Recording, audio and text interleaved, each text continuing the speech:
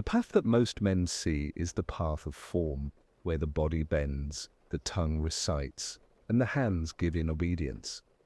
They measure religion in hours and days, in visible acts and audible sounds.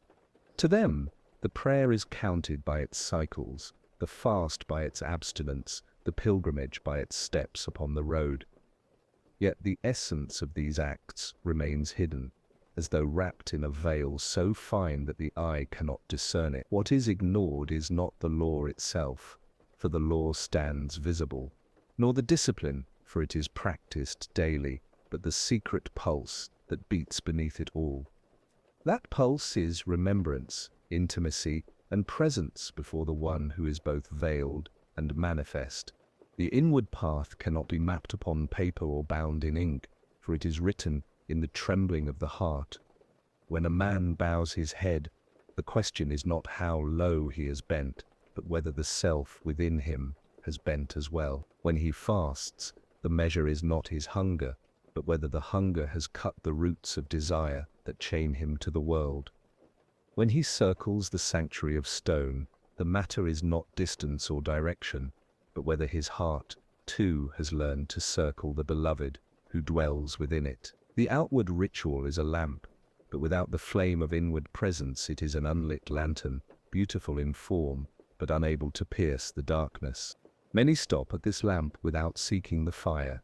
They find comfort in belonging to the community of form, in sharing the same words and motions, in obeying the same visible signs. Yet the path was never meant to end there. Form is the doorway, not the dwelling. To remain forever at the doorway is to mistake the entrance for the home. This error has repeated itself across generations, for the ego is clever in hiding from the real even while claiming to serve him. The self delights in the applause of outward piety, for it can be measured, praised, and recognized, while the inward surrender remains unseen, often misunderstood and sometimes even condemned. The inward call asks more than obedience. It asks annihilation of the self that insists upon separation. It asks the traveler to abandon not only sin but also pride in goodness, to abandon not only disobedience but also attachment to obedience itself. For the true measure of the path is not what is performed, but what is unveiled. There are those who perform every outward act with precision, yet remain far, and there are those whose acts seem few, yet whose hearts dwell in nearness that cannot be spoken. Such paradox unsettles the mind, and thus men ignore it, preferring the safety of rules that can be counted and displayed. Yet every verse, every sign, every whisper of revelation calls the seeker to more than the visible. The book speaks of hearts that understand, of souls that return in peace, of a nearness closer than the jugular vein. These are not metaphors for intellect alone. They are invitations to the unveiling of presence. To ignore them is to read the map without ever taking the journey. The path is hidden not because it does not exist, but because it requires the courage to leave behind the familiar road and step into the desert of the unseen. The desert of the unseen is vast, silent, and fearful to the one who relies on signs of earth. There is no applause there, no certain measure, no security of belonging. The traveler feels alone, stripped of the support of recognition. Yet in that solitude dawns the nearness of the real. The silence that terrifies the self becomes the silence in which the friend speaks. The darkness that seemed like exile becomes the veil behind which light begins to dawn. The forms once repeated out of duty become revelations in themselves, each gesture filled with meaning that no book could contain. What is ignored in Islam is not small, it is the marrow of the whole body. Without the inward path, the faith becomes bone without life, structure without breath. With the inward path, even the simplest act becomes luminous. A single breath, taken in remembrance, outweighs hours of heedless repetition. A single act performed in presence opens more doors than a lifetime of empty gestures. Yet this truth cannot be legislated, cannot be forced, cannot be preserved in external form. It is given by the real, to whom he wills, and it is sought by those who dare to step beyond appearances. Thus, the veil remains, thin yet enduring.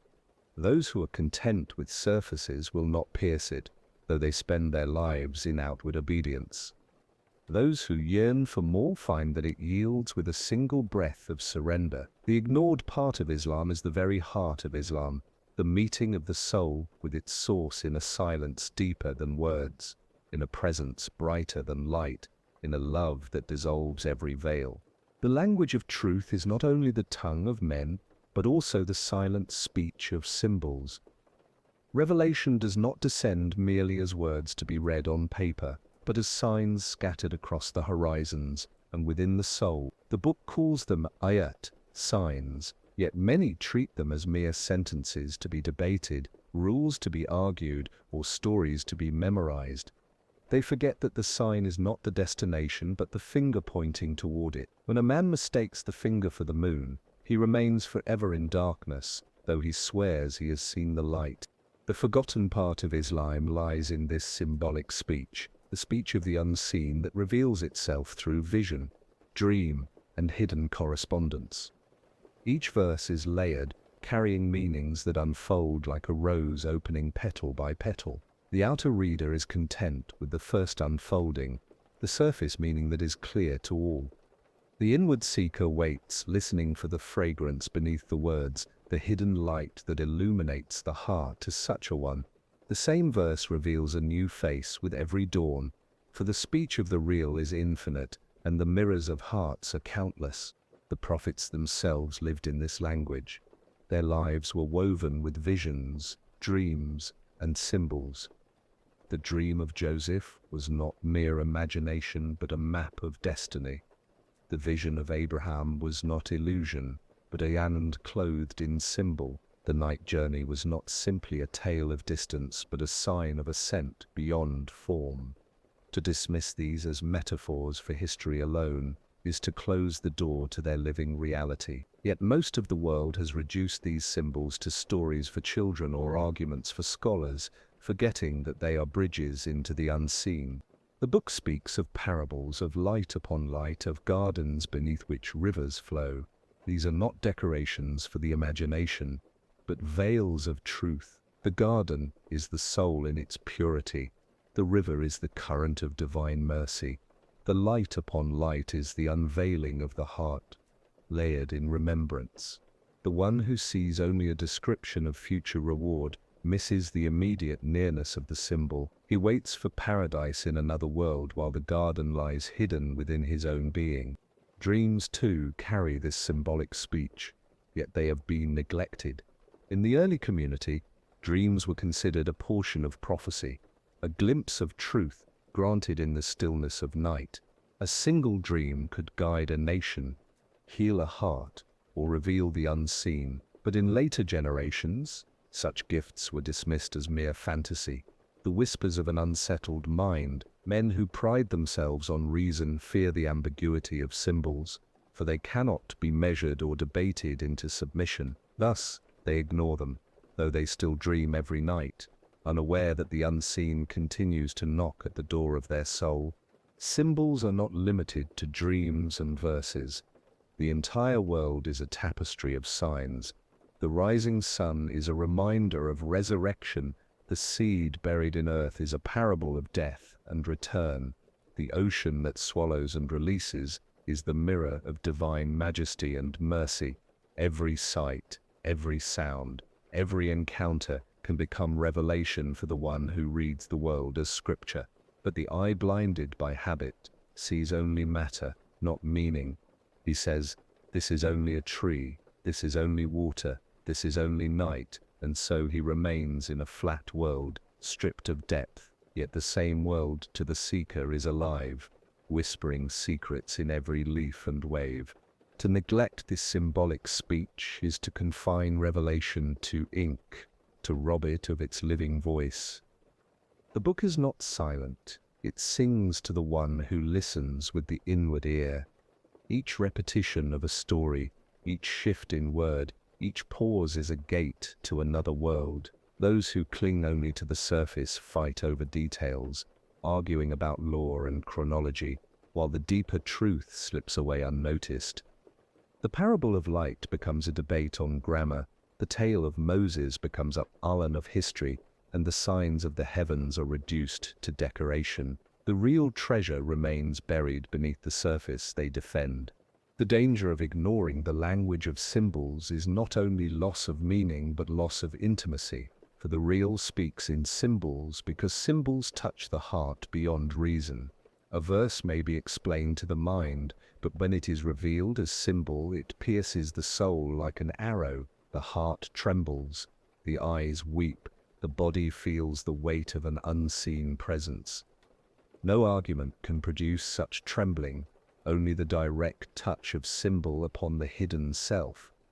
To deny this is to reduce the path to a dry road, paved with laws but devoid of fragrance. The forgotten language is still alive, waiting to be remembered. Every seeker who turns inward rediscovers it, often without guidance, for the real himself becomes the teacher. A verse suddenly shines with new meaning, a dream lingers with unbearable sweetness, a moment in nature opens into eternity. These are not accidents, but gifts, signs that the door of symbolic speech never closed. It is ignored, not absent. It is veiled, not lost. What is required is humility, the surrender of the mind that insists on control. To read symbols is not to conquer them with reason, but to allow them to conquer you. It is to let the verse read you, the dream reveal you, the world unveil you. The seeker does not say, "I know what this means." He says, "I stand before a mystery that reflects my own soul," and in that standing, the meaning flows into him, not from him.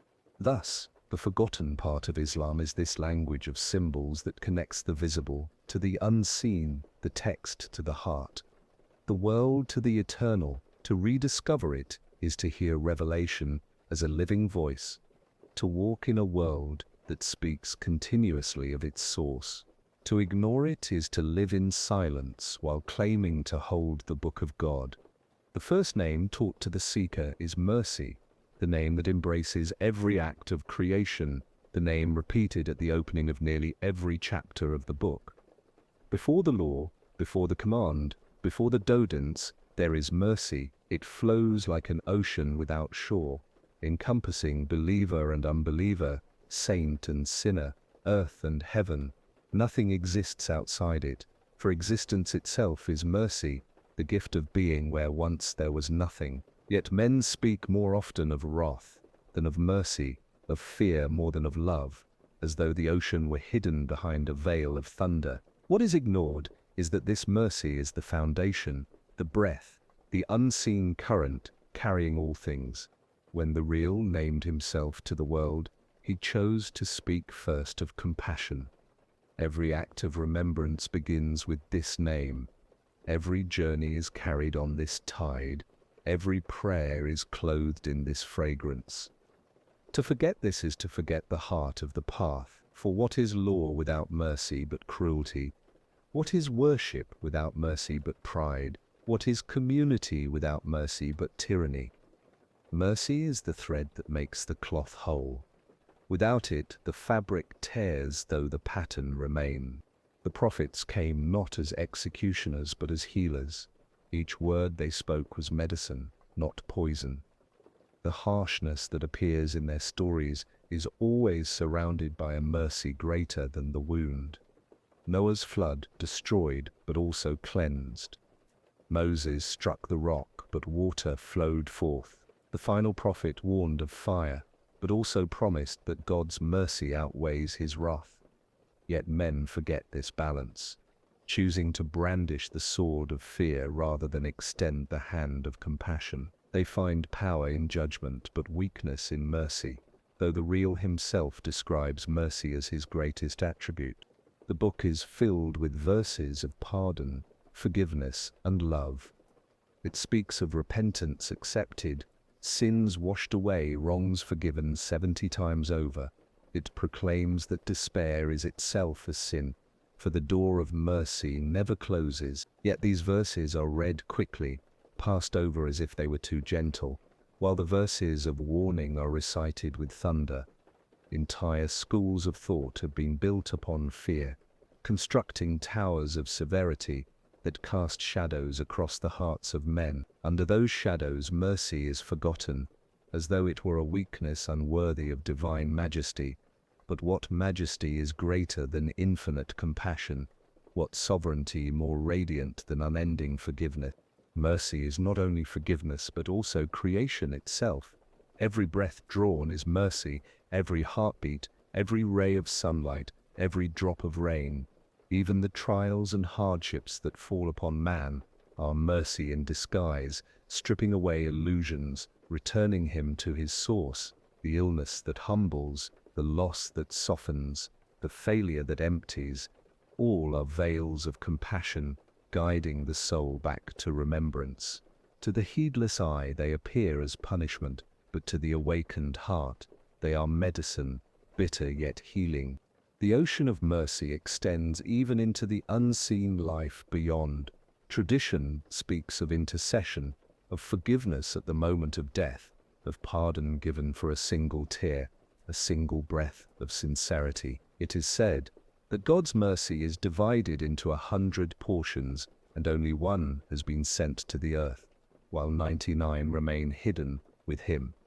If one portion is enough to bind mother to child, to make even animals care for their young, what then must be the magnitude of the unseen 99? Yet most dwell in fear of the single portion of wrath, forgetting that it is but a drop compared to the ocean of compassion. The neglect of mercy has consequences. A religion that forgets mercy becomes rigid. A community that ignores compassion becomes harsh. An individual who loses sight of forgiveness becomes cruel to himself and others. This is why so many feel estranged from their own faith, seeing only rules without tenderness, fear without hope, judgment without embrace. They look upon the faces of those who claim to speak for God and see anger where they long to see gentleness, condemnation where they long to hear comfort. The ignored part of Islam is the mercy that should radiate from every act, every word, every gesture of the believer. To rediscover this ocean is to transform the way one lives. Prayer becomes not a duty performed in fear, but a meeting entered in love. Fasting becomes not deprivation, but a taste of the compassion felt for the hungry. Charity becomes not obligation, but joy in sharing the abundance of divine mercy. Even the smallest acts, a smile, a kind word, a moment of patience, become rivers flowing into the vast sea of compassion. The Prophet himself said that mercy to creation is the sign of mercy from the Creator, and that the merciful are those who will receive mercy in return. Yet the ocean cannot be contained by words, it must be tasted. The seeker who remembers the names of mercy with his tongue must also allow them to descend into his heart.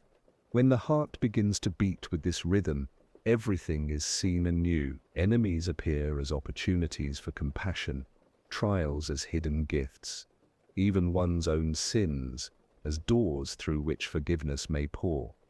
The world that once seemed harsh becomes radiant, clothed in the gentleness of divine care. The veil is lifted, and the soul realizes that it has always been swimming in mercy, even when it thought itself drowning in wrath.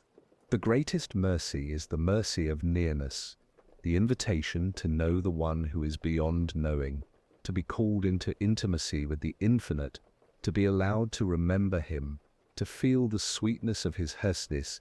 This is compassion beyond measure. It is given not because man deserves it, but because the real delights in giving. He created the world not out of need but out of mercy, and he sustains it each moment for the same reason. If this mercy were withdrawn for even an instant, creation would vanish like smoke in the wind. That it endures is proof enough of the ocean in which it floats. What they ignore is not a small detail, but the very heart of revelation. Without mercy, the message becomes a burden too heavy to carry. With mercy, even hardship becomes light. The seeker who forgets mercy may become rigid, harsh, or despairing, but the one who remembers it discovers a sweetness that sustains him through every trial. This is the ocean into which all rivers flow, the hidden current that carries every soul back to its source, the embrace without which the path cannot be walked. The river that flows from heaven does not fall into one valley alone. It descends upon many lands, carving paths through mountains and plains, nourishing gardens of every hue. Each people drinks from it, each prophet unveils a cup, each scripture mirrors its light in a different language of the heart. The essence is one, though the vessels differ, yet men cling to the vessel and forget the water, fighting over forms while the current that sustains them all is the same. This is the part of Islam often ignored, the recognition that the truth is one, though its garments are many, that the voice calling through the ages is a single voice, though its accents change. The book itself declares that no messenger was sent without purpose, that every nation received guidance, that all prophets spoke from the same source. It speaks of Abraham, Moses, Jesus, and many others whose names are known and unknown. It declares that to make division between them is to betray the message. Yet how often this truth is forgotten. Men raise walls where the revelation has built bridges. They proclaim separation where the real has proclaimed unity. They cling to their corner of the tapestry, insisting that it is the whole, while the design stretches beyond their sight. The essence of unity lies not in erasing differences, but in recognizing them as reflections of a greater whole. Just as light refracts into many colors without ceasing to be one, so the truth refracts into many melamins without ceasing to be one. The seeker who knows this drinks from every stream and tastes the same sweetness.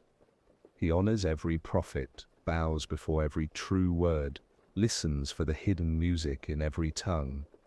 He is not confused by difference, for he sees the unity shining beneath. The one who ignores this unity remains trapped in rivalry, fearing that to acknowledge another's light is to diminish his own.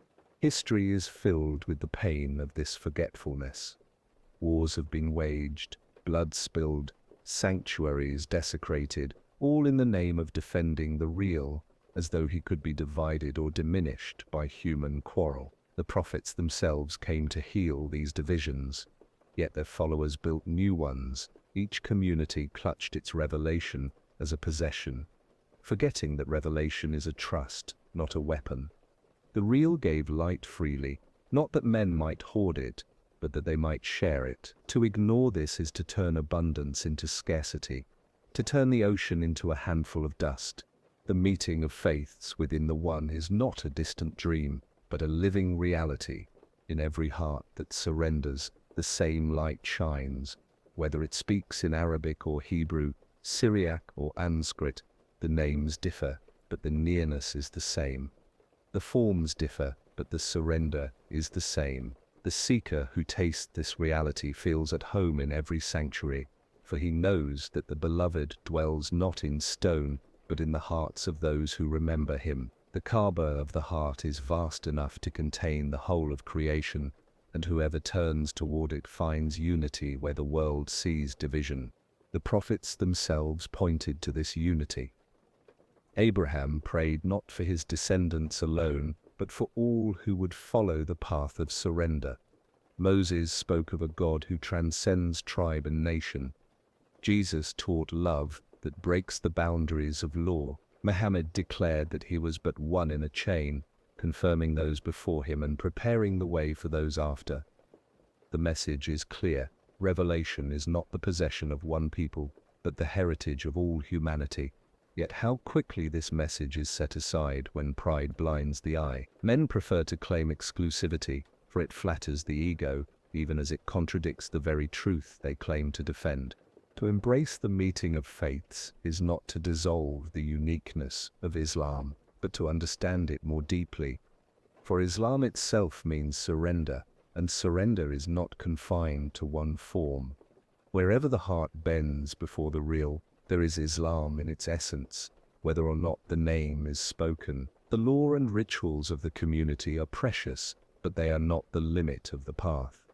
They are one expression of a truth that transcends expression. To honor this is to walk with humility, to see brothers and sisters where others see strangers, to recognize that the real has spoken in many voices, to awaken the many hearts of humanity. The danger of ignoring this unity is not only division, but also blindness to the depth of one's own faith. When a man rejects the light in others, he dims the light within himself. When he condemns the prophet of another people, he diminishes his own prophet, for both draw from the same source.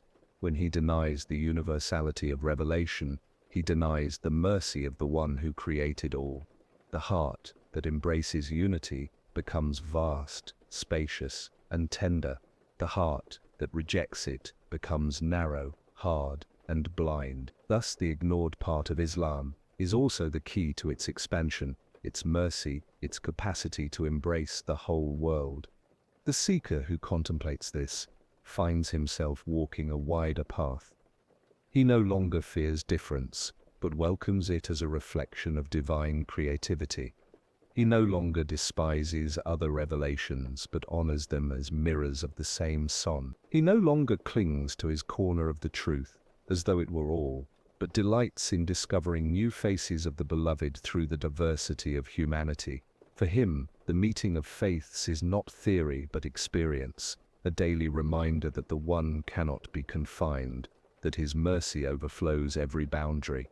In the end, the truth is simple, the real is one, his light is one, his message is one.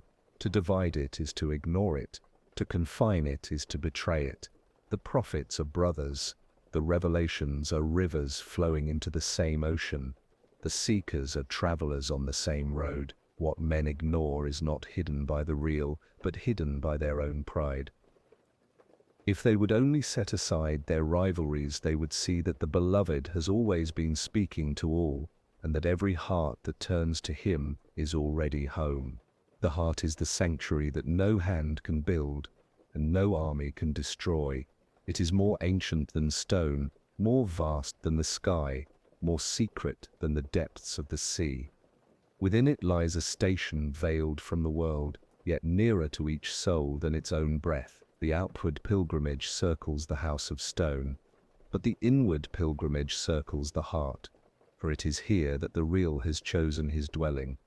The book itself proclaims that neither the heavens nor the earth can contain him, but the heart of the servant who remembers him can. Yet this truth is seldom spoken, for it unsettles the order of those who measure faith only in outward forms. The heart is not the organ of flesh beating in the chest, but the hidden center where the soul meets the real. It is the throne upon which love descends, the mirror in which light is revealed, the theatre where secrets are whispered without sound. When the heart is alive, the entire being shines.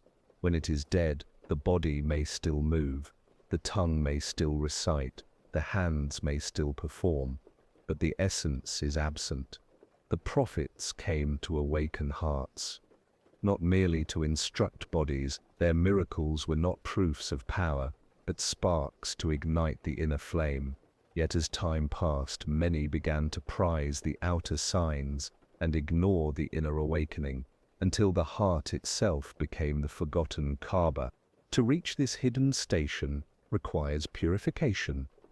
The heart is like a mirror tarnished by the rust of heedlessness.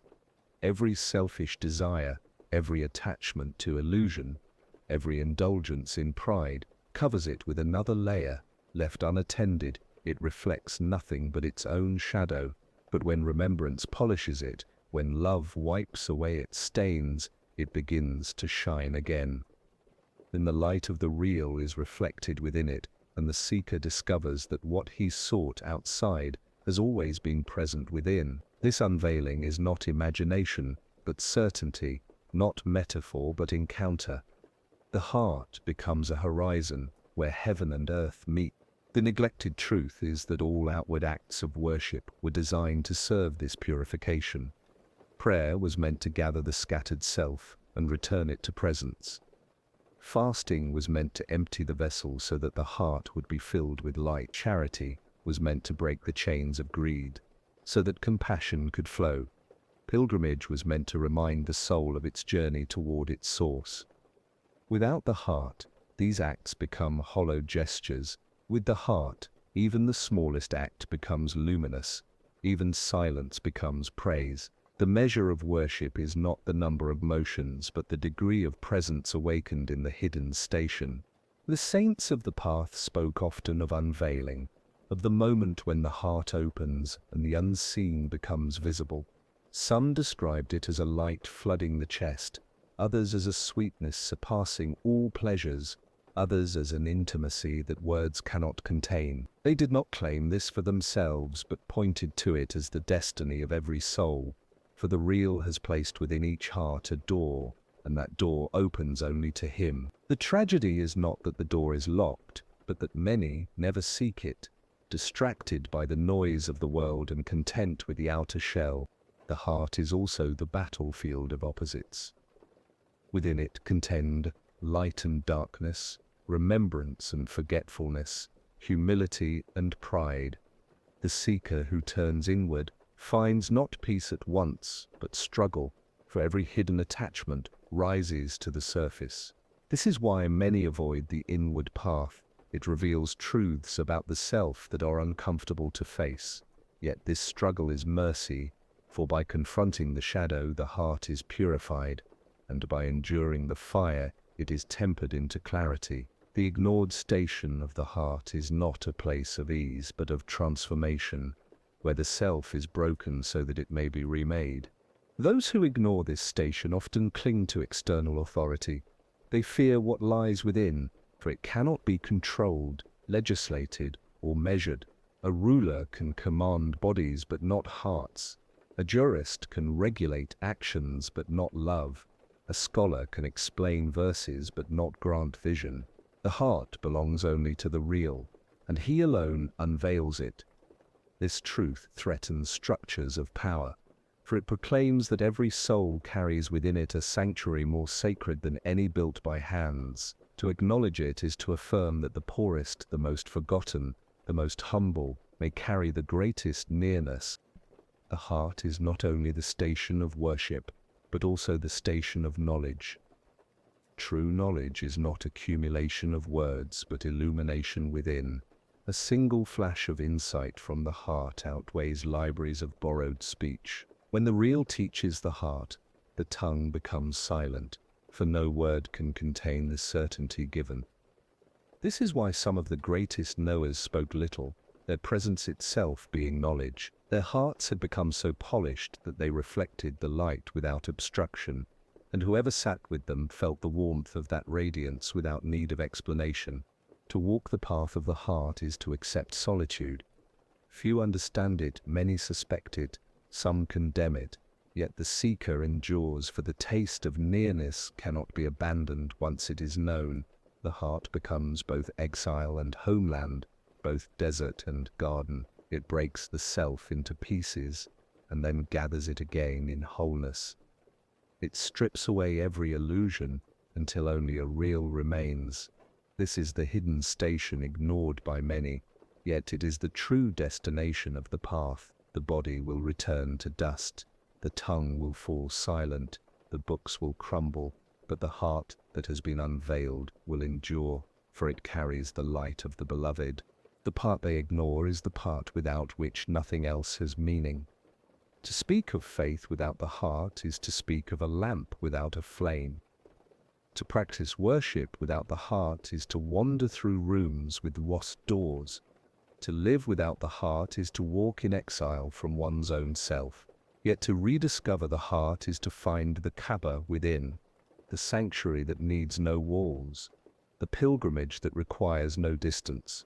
It is to find the friend waiting in the innermost chamber, whispering, "I was with you all along." The path of the soul is not straight as men imagine, nor simple as the mind desires. It twists through valleys of forgetfulness and climbs peaks of remembrance. It crosses deserts of absence and arrives at gardens nearness. Each step is both given and taken, for the soul cannot move without the real who is its mover, yet it must also choose to turn, to yield, to surrender. This paradox confuses those who look only with intellect, for they wish for clarity that can be measured, but the journey of the soul is woven of mystery, where clarity itself is a veil and bewilderment is a gate to intimacy. The ignored part of Islam is this journey of the soul beyond the visible acts. Outwardly, one may remain the same, appearing in prayer, fasting with others, reciting words that echo in gatherings. Inwardly, however, a movement begins that none can see. The soul shifts, sometimes painfully, as it is drawn away from the weight of the world and pulled toward its origin. This is not achieved by effort alone, nor by ritual alone, nor by knowledge alone. It is achieved by the attraction of the real, a force hidden yet irresistible, like the pull of the unseen tide on the depths of the sea. At first, the soul resists. It clings to what it knows, to possessions, to status, to the comfort of belonging. It fears the stripping away that comes with the journey, for the inward road demands sacrifice greater than wealth or time. It demands the very self that insists upon separateness. Thus the seeker finds within a war greater than any fought with swords. Desires rebel, pride refuses, attachments pull at every step. The soul trembles, torn between the safety of the familiar and the call of the beloved. It is here that many turn back, choosing outward conformity over inward transformation, for the price appears too heavy. Yet those who continue discover that the war itself is mercy. Every resistance reveals what must be surrendered. Every fall exposes the weakness that must be healed. Every pain becomes the fire that purifies. Slowly, the soul begins to loosen its grip, to accept loss, to embrace emptiness. In that emptiness, a newness descends, not of the world but of presence.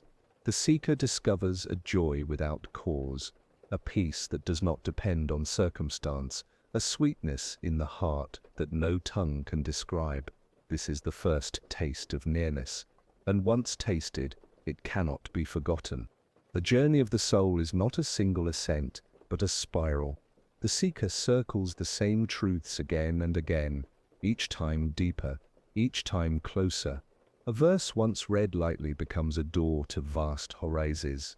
A prayer once spoken by habit becomes a river carrying the soul to the ocean. A silence once feared becomes the chamber where the friend speaks most clearly. The world outside remains the same, yet the soul perceives it differently, for light now filters through the veil. What was once ordinary becomes luminous.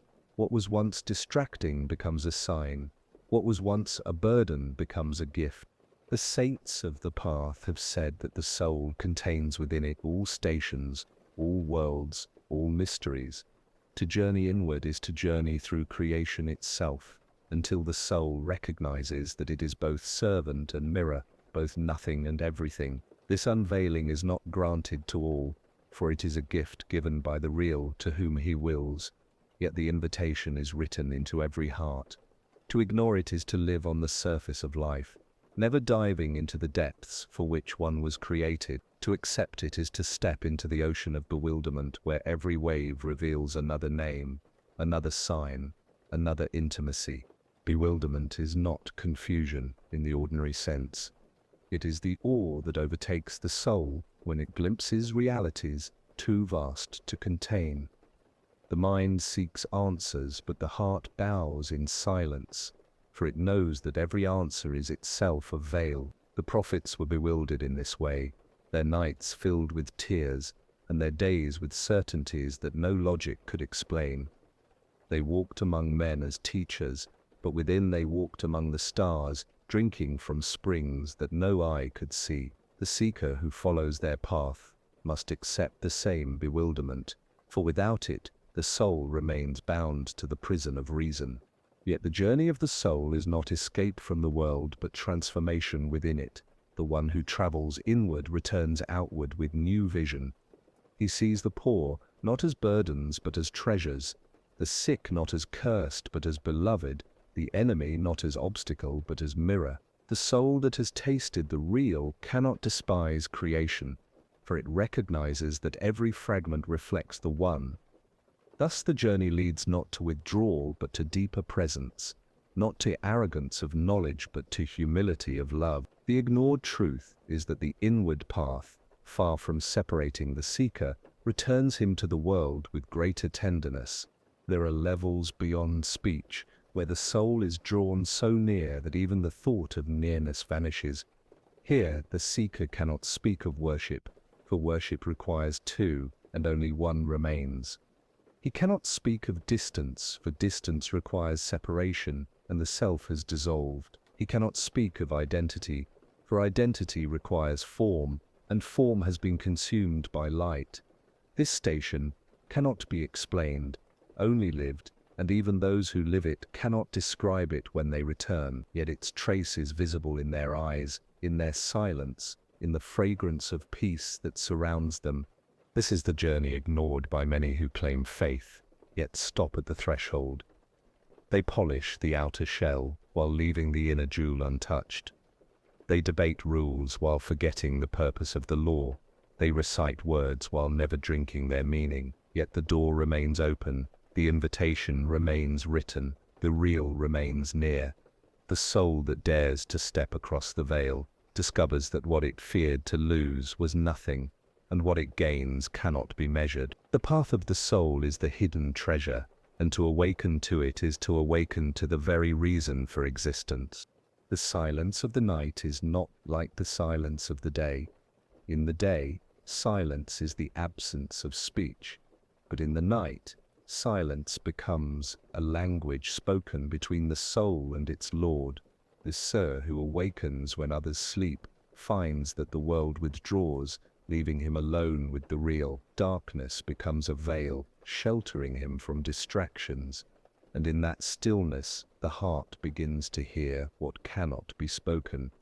This is the station of intimacy that has been ignored, for most are content with the prayers of daylight while neglecting the secret dialogue of the night. When the world is asleep, the soul awakens. The tongue may stumble in its words, the eyes may still be heavy with sleep, but the heart begins to shine. In the stillness, every breath feels like a prayer, every tear like an offering, every moment like a meeting. The seeker is not merely performing an act, but entering into a conversation older than time, for it was in the unseen night that destinies were written. It was in the stillness of hidden moments that revelations descended, and it is in the silence of the heart that the beloved draws nearest. The neglected truth is that faith is not nourished by numbers alone, but by intimacy. One prayer in the night whispered with presence can outweigh 1,000 performed with heedlessness. One sigh uttered in longing can carry more weight than volumes of discourse. The night teaches the soul that quantity fades, but quality endures, that what matters is not how much the body performs, but how deeply the heart surrenders. Yet this truth is hidden from many, for the world prizes what can be counted, while the real values what cannot be measured. The seekers of the path have always turned to the night. They knew that when men rest, the heavens open. They knew that when the noise of the world falls silent, the whispers of eternity can be heard.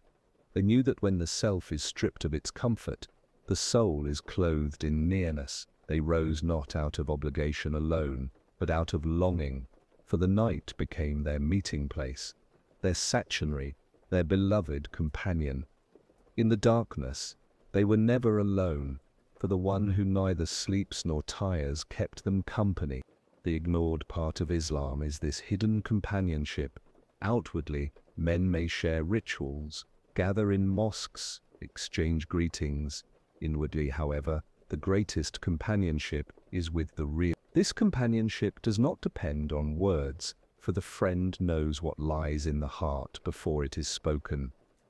It does not depend on place, for every corner becomes a sanctuary when presence descends. It does not depend on time, for the beloved is beyond time, yet he veils his nearness in the rhythm of the night, so that the seeker may taste the sweetness of separation and reunion. In the night, the soul learns patience. Minutes feel longer, the body grows weary, the mind resists. Yet beyond the struggle lies a sweetness that no comfort can match. The seeker discovers that patience is not merely enduring, but tasting the hidden honey of delay. Each moment of waiting polishes the heart. Each tear softens its hardness. Each bow humbles its pride. What was at first a burden becomes a joy. What was at first resistance becomes longing.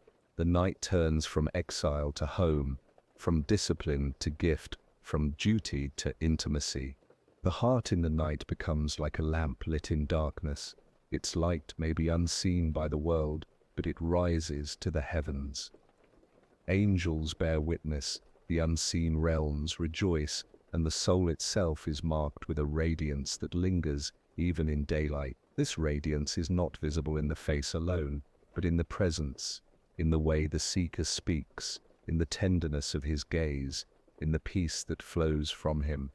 The night transforms him in ways he cannot see, for the real himself becomes the teacher of hearts in those secret hours. Yet many ignore this treasure. They cling to the outer shell of worship while neglecting the secret dialogue of the night. They fear the effort. They prefer the comfort of sleep. They convince themselves that the day is of it, but the day is for the body and the world, while the night is for the soul and its beloved. To ignore it is to deprive oneself of the sweetest fruit of faith. To embrace it is to discover a nearness that no book can describe and no tongue can capture. The saints wept in the night, not from sorrow alone, but from the overwhelming sweetness of presence, a sweetness too heavy for the heart to contain. The journey of the night is also a journey into the self. Alone in the dark, the seeker confronts his own poverty. He sees his weakness, his dependence, his fragility. The night strips him of illusions, for there is no one to impress, no audience to applaud. There is only the soul and its creator, naked in truth, humbled in need. This nakedness is mercy, for in it the soul finally admits that it has nothing, owns nothing, controls nothing. In that confession the door opens and the real descends with gifts greater than the seeker could ever imagine. The ignored reality is that the greatest secrets of faith are unveiled not in crowds but in solitude, not in noise but in silence, not in daylight but in the night. The prophets carried their missions in the day, but carried their hearts in the night. Their strength before men was born from their weakness before the real. Their words that shook empires were nourished by whispers in the stillness. Their light that guided nations was kindled in the dark hours, when no eye saw them but his. To follow them is not merely to imitate their outward acts, but to walk in their hidden companionship. The seeker who embraces the night discovers that it is not he who wakes, but the real who awakens him. It is not he who prays, but the real who prays through him.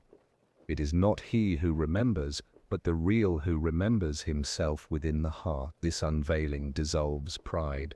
For the seeker realizes he has no power, no will, no merit. All is gift, all is grace, all is the beloved unveiling himself in the mirror of the soul. To ignore this is to live on the surface of faith. To embrace it is to step into the depths where the ocean of intimacy has no shore. The world is a mirror, yet few recognize what it reflects. Men look into it and see only shapes and colors, wealth and poverty, joy and sorrow, life and death. They chase after the reflections, thinking them real, clinging to what is fleeting and mourning what is passing. Yet the world was never meant to be an end in itself. It was placed before the soul as a mirror in which the names of the real are displayed. Every beauty is a fragment of his beauty, every majesty a spark of his majesty, every mercy a drop from his ocean. To look at creation without seeing the Creator is to gaze at the mirror while ignoring the face it reflects. The neglected truth is that the world is not a prison unless one worships it. For the one who sees only the surface, it becomes chains of desire, shackles of attachment, veils upon veils. For the one who sees through it, however, it becomes a garden of signs, a scripture without letters, a constant reminder of the nearness of the beloved. The same sun that blinds one man enlightens another. The same storm that terrifies one man awakens another. The difference is not in the world, but in the eye that beholds it. The ignored part of the path is learning to see creation as revelation, each moment a verse calling the soul back to its source. The mountains teach firmness, the rivers teach surrender, the stars teach guidance, the soil teaches humility. Every element of creation speaks, but only the heart attuned to remembrance can hear. The prophets heard these voices, for their hearts were open, and they taught men to see what they saw. Yet, as time passed, people clung to the outer words while ignoring the vision. They argued over letters while forgetting the song that fills the universe. They claimed mastery of knowledge while failing to see the signs unfolding before their very eyes. Thus the world, which should have been a teacher, became for them a veil. The seeker, who opens the eye of the heart, discovers that nothing is meaningless.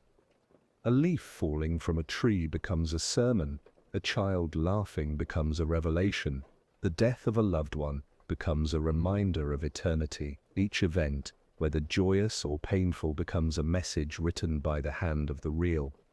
This does not remove grief or struggle, but it transforms them into companions of the journey. The seeker no longer asks, "Why is this happening to me?" but instead whispers, "What is being shown to me?" The ignored dimension of faith is this intimacy with destiny, where every moment is recognized as the beloved speaking in a language beyond words. The saints of the path said that the entire universe is the Quran unfolded. Just as the written revelation guides the tongue and mind, so the cosmic revelation guides the heart and soul. To ignore one is to cripple oneself, to see only half of the truth. The real did not veil himself only in letters, but in creation itself, so that the soul may find him, whether reading a page or watching the horizon. To live without recognizing this is to live blind, walking through a palace of light while stumbling in darkness. To awaken to it is to realize that every breath, every glance, every heartbeat is a verse recited in the sanctuary of existence. Yet most ignore this, for they have been taught to divide the sacred from the ordinary. They confine the sacred to the mosque, to the book, to the ritual, while treating the rest of life as mundane.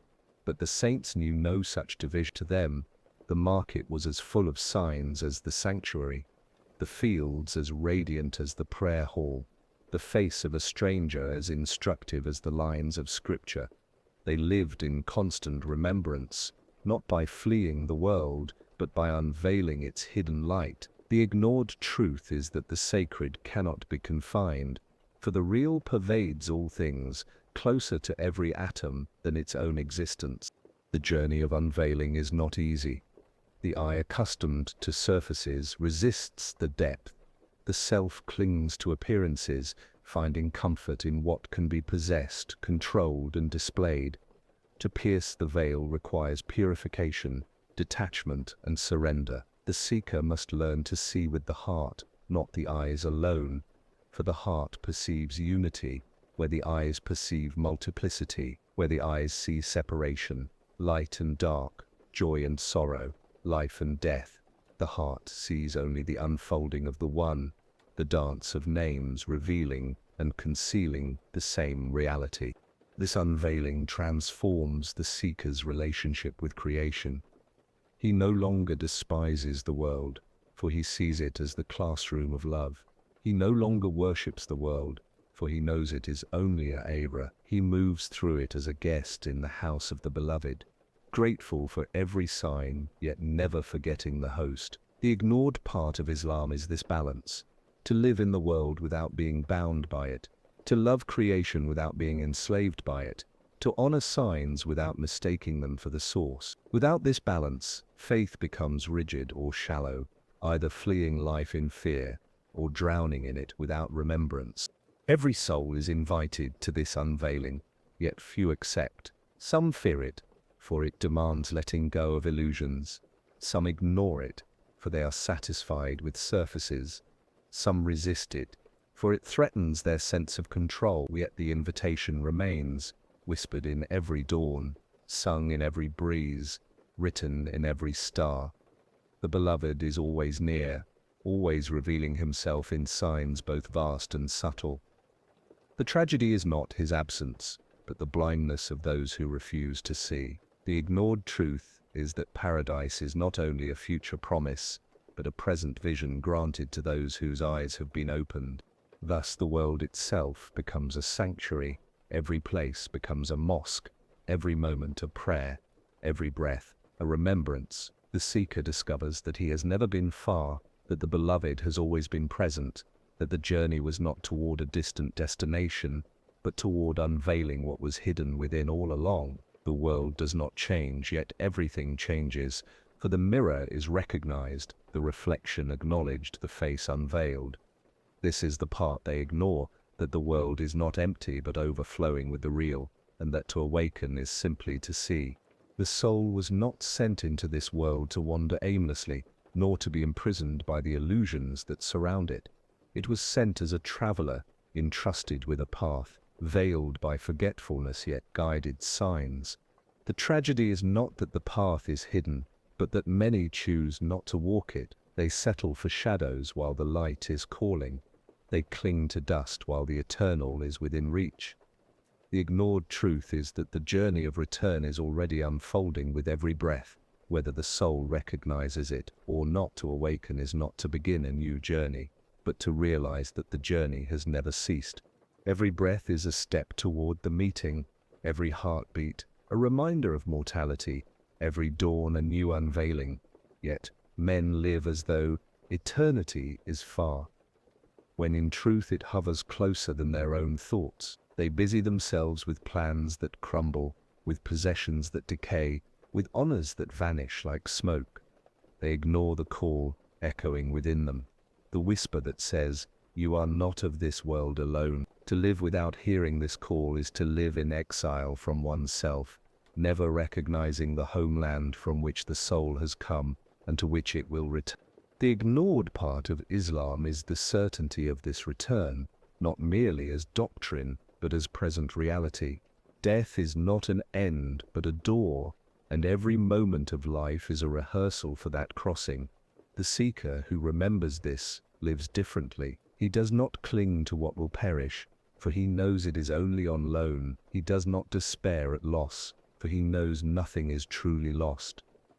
He does not fear death, for he has already tasted nearness in the unveiling of the heart. To such a one, the end is not terror but reunion, not darkness but illumination, not absence but presence. Yet many avoid this remembrance, for it unsettles their attachment to the world. They speak of faith, yet live as if they will never leave. They build as if their houses will last forever. They hoard as if their wealth will accompany them. They strive for fame as if their names will not be erased by time.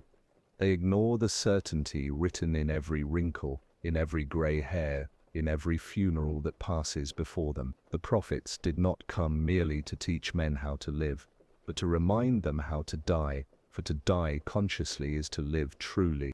The seeker who remembers death does not withdraw from life, but lives it with clarity.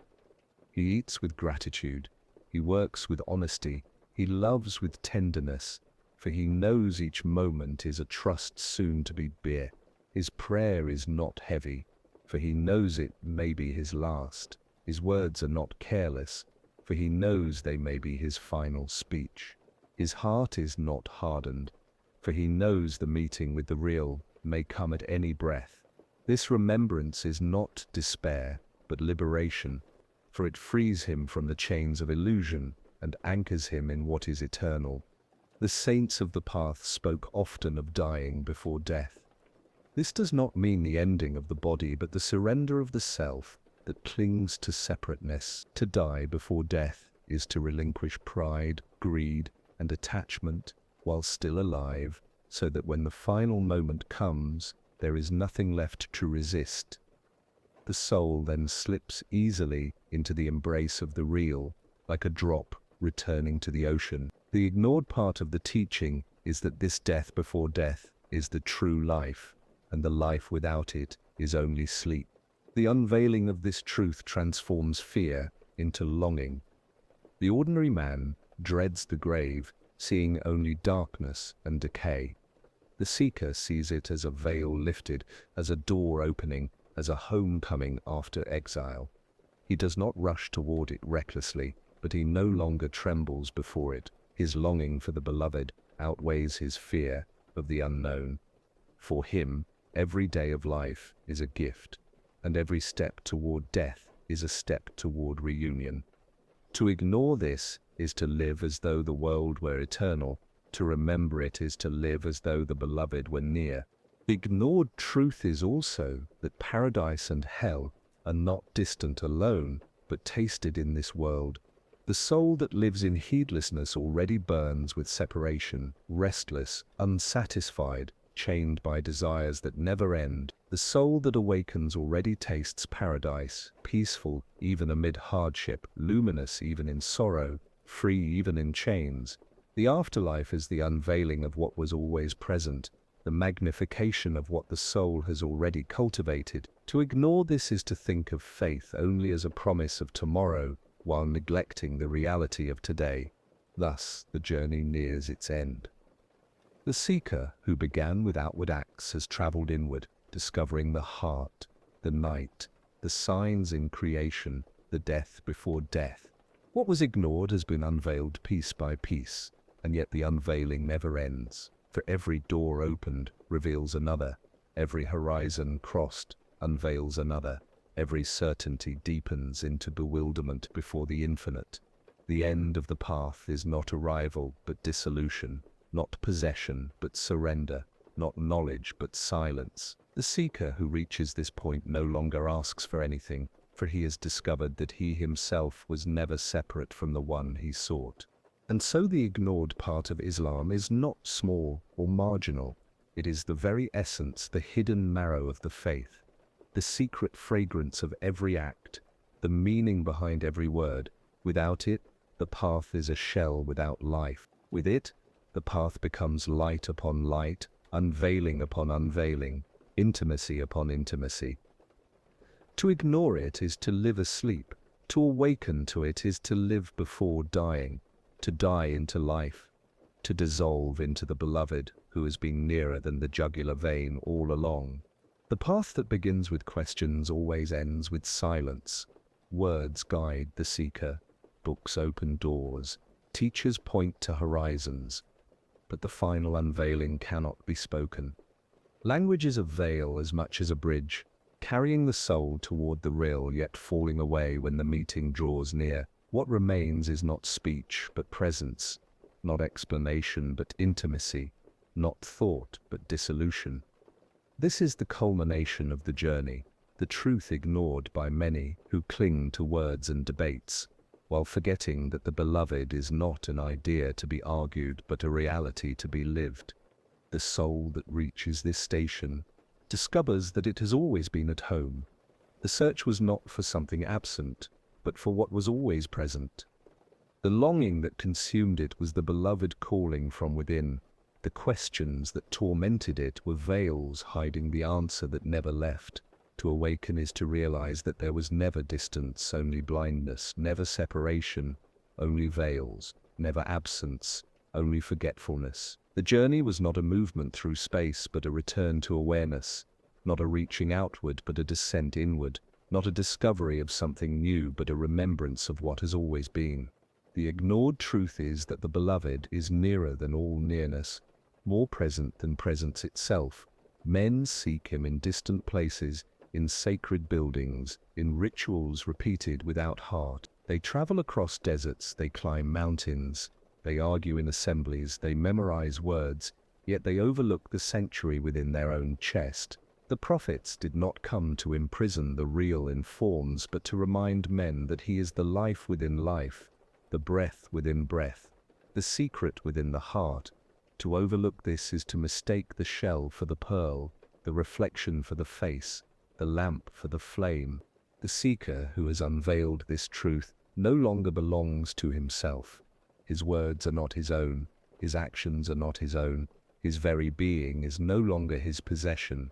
He becomes a mirror, clear and silent, reflecting only the light that passes through him. He does not claim knowledge, for he knows that all knowledge belongs to the real. He does not claim power, for he knows that all power is the real moving through him. He does not claim virtue, for he knows that even his virtues are gifts, not possession. The ignored essence of the path is this surrender, where the self dissolves and only the beloved remains. Yet even this station is veiled, for the self clings subtly to its own disappearance. It wishes to say, I am nothing, and finds pride in that nothingness. But the final unveiling strips even this, leaving not even the claim of nothingness, only silence, only presence, only the real. To arrive here is not an achievement but a gift, not a conquest but a mercy, not a possession but a dissolution. The saints wept not from sorrow but from awe, knowing that every breath was given, every unveiling was grace, every moment was love unearned. The world may look at such a soul and see ordinariness. He eats, he sleeps, he works, he speaks. There are no crowns upon his head, no armies at his command, no treasures in his hand. Yet whoever sits with him feels a nearness, a peace, a tenderness that words cannot explain. This is the fragrance of the beloved lingering in the heart of the unveiled. The ignored truth is that greatness is not measured by outward splendor, but by inward surrender, not by fame, but by intimacy, not by miracles, but by love. The journey ends where it began, in the heart. The seeker circles back to the sanctuary within, now seeing it not as his possession, but as the throne of the real. Prayer becomes not duty, but sweetness, fasting not burden, but clarity, charity not obligation, but joy. Every act becomes a reflection of love, every breath a verse of remembrance, every silence a conversation with the one beyond words. What was once struggle becomes surrender, what was once discipline becomes delight. What was once fear becomes longing. The seeker lives in the world yet no longer belongs to it, for his true home is in the presence that never leaves. The ignored truth is that this path is open to every soul. It is not reserved for saints or scholars, not confined to mystics or ascetics. The door of intimacy stands open in every heart, waiting only for remembrance, for surrender, for love. Each soul is called. Each soul is capable, each soul is a sanctuary waiting to be unveiled. The tragedy is not that the door is closed, but that so few knock upon it.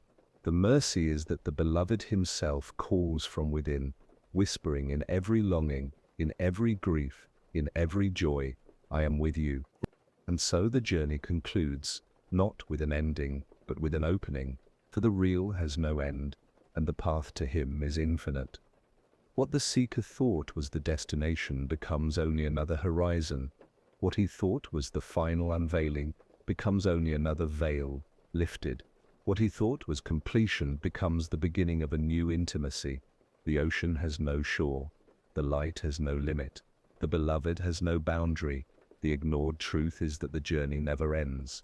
For love is infinite, and the soul was created to drown in that infinity forever.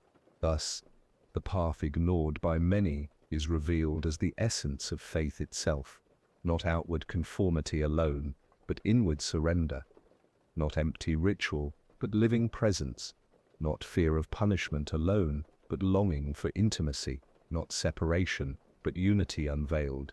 This is the part they overlook, the treasure buried in the heart, the light hidden behind the veil, the truth older than time yet nearer than breath. To live it is to awaken is to remember is to dissolve, and to dissolve is to live forever in the embrace of the beloved who was never absent.